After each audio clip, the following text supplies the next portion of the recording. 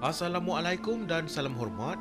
Jurnal Bernama kembali bersiaran minggu ini dengan paparan menarik untuk Bernama TV.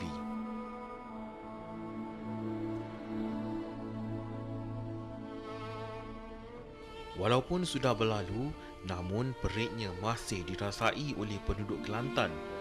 Banjir 2014 dianggap paling buruk dalam sejarah negeri Cik Siti Wan Kembang. Belum pernah rakyat Kelantan diuji sebegitu getir hingga terpaksa meneruskan hidup dengan harta benda yang telah rosak atau musnah dalam sekelip mata. Taburan hujan dikatakan turun dengan kadar yang berlebihan sekaligus mengakibatkan bencana banjir. Namun, ada yang meletakkan kesalahan pada faktor lain. Ikuti laporan yang disediakan wartawan Said Ilya Haris, Said Izman dan jurukamera Muhammad Salim yang menyusuri ke Kelantan untuk mencari punca insiden banjir itu. Banjir kali ini amat menyukarkan mangsa disebabkan lumpur yang menebal meliputi hampir seluruh kawasan yang dilanda. Harta benda yang rosak menjadi bukti kepada kemusnahan akibat bah besar itu. Tidak dinafikan hujan yang diterima oleh Kelantan pada akhir tahun lepas dianggap luar biasa. Analisis data paras air sungai utama atau hidrograf yang dicerap oleh Jabatan Pengairan dan Saliran JPS Kelantan mendapati peningkatan mendadak paras air akibat hujan lebat di kawasan Ulu Kelantan dari 16 hingga 24 Disember. Ia ekoran jumlah hujan yang diterima setiap hari dalam tempoh 10 hari di stesen Gunung Gagau adalah hampir 50% jumlah taburan hujan tahunan di negeri itu.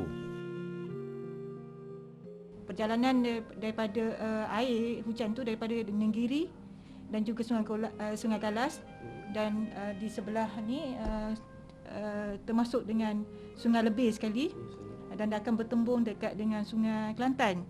Jadi titik pertemuan antara dua sungai itu ada lebih kepada di di jajahan Kuala Kerai lah. Mungkin sebahagian sebab yang menyebabkan Kuala Kerai mengalami masalah yang banjir yang agak berat gitu.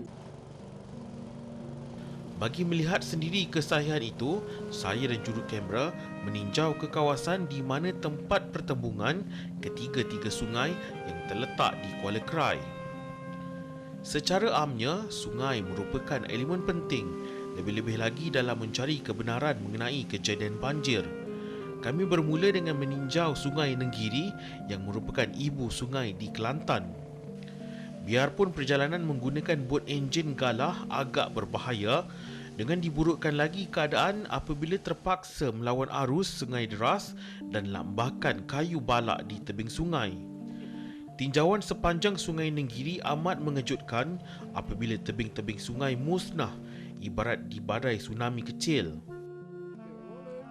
Setelah kami menaiki bot di sepanjang Sungai Nenggiri atau lebih dikenali sebagai Sungai Negeri yang merupakan sungai utama di bahagian hulu Kelantan yang terletak di Gua Musang. Sungai ini akan mengalir terus dan bercantum dengan Sungai Galas dan akhirnya menuju ke Sungai Kelantan. Bagaimanapun sepanjang perjalanan kami di sini di pinggir sungai ini, dilihat tiada langsung keindahan alam yang kita dapat menghayati. Malah lebih mengejutkan lagi, di belakang saya ini dahulunya orang asli mengatakan bahawa terdapat pokok ataupun hutan rimba yang cukup besar dan juga pokok setinggi 3 tingkat 5 tingkat yang berusia hampir 40 tahun tidak lagi kelihatan. Akhirnya yang lebih menyedihkan, terdapat kawasan pelarangan kelapa sawit yang begitu hampir dengan sungai ini. Itu yang menjadi tanda tanya kepada kami sekarang. Lebih mengejutkan apabila kru kami terserempak dengan kewujudan markas simpanan balak yang terletak berhampiran perkampungan orang asli di Kampung Lambut. Malah diameter kayu-kayu yang dikumpul tidak sebesar spesifikasi Jabatan Perhutanan. Siapa sangka kegiatan pembalakan yang dilaksanakan sejak 8 tahun lalu kini sudah memberi kesan buruk kepada masyarakat orang asli, terutamanya selepas bah terburuk itu. Kebanyakan ladang kelapa sawit di Ulu Kelantan dibuka berhampiran tebing sungai tanpa mewujudkan kawasan rizab sungai sebagai benteng semula jadi. Kami menemui timbalan Naib Chancellor Universiti Sultan Zainal Abidin Bahagian Penyelidikan dan Pembangunan Profesor Dr. Muhammad Ikhwan Toriman bagi mendapatkan pandangan berkaitan penerokaan tanah peladangan, sungai dan hujan yang menyumbang kepada faktor banjir. Profesor Dr. Muhammad Ikhwan berkata, menerusi kajian yang dilakukan, pokok kelapa sawit merupakan tanaman yang paling lemah untuk dijadikan benteng pintasan hujan, khususnya di sepanjang kawasan sungai. Yang kita marah ni bila you buka bondos 100 acres, lepas tu ada sungai tengah-tengah tu, tanam pokok kelapa sawit sampai kat tebing sungai kan. Dan kita tahu bahawa monocultures ni bukan satu jenis pertanian yang bagus kan, kerana dia bukannya bagi saya kalau kita bandingkan dalam kajian yang kita buat di sini antara pokok getah dengan pokok kelapa sawit dan juga pokok-pokok Dipterocarpa kan, pokok kelapa sawit ni adalah antara yang paling lemah dalam konteks pintasan hujan ataupun interception. Jadi walaupun kita tanam beribu-ribu ekar kelapa sawit, tapi protection in term of soil itu dalam mengawal air larian dan erosion tu tak sebaik pokok-pokok Dipterocarpa. Beliau mengakui garis panduan yang disediakan pihak berkuasa seperti Jabatan Pengairan dan Saliran dan Jabatan Alam Sekitar yang memberi fokus kepada pembangunan hadapan sungai tidak pernah diambil berat sehingga berlakunya bencana yang melumpuhkan sama sekali aktiviti di kawasan jajahan di Kelantan.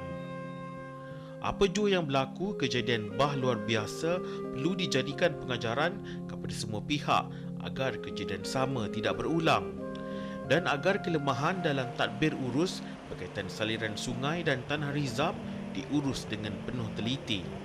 Laporan Said Ilya Haris Said Izman untuk Bernama TV.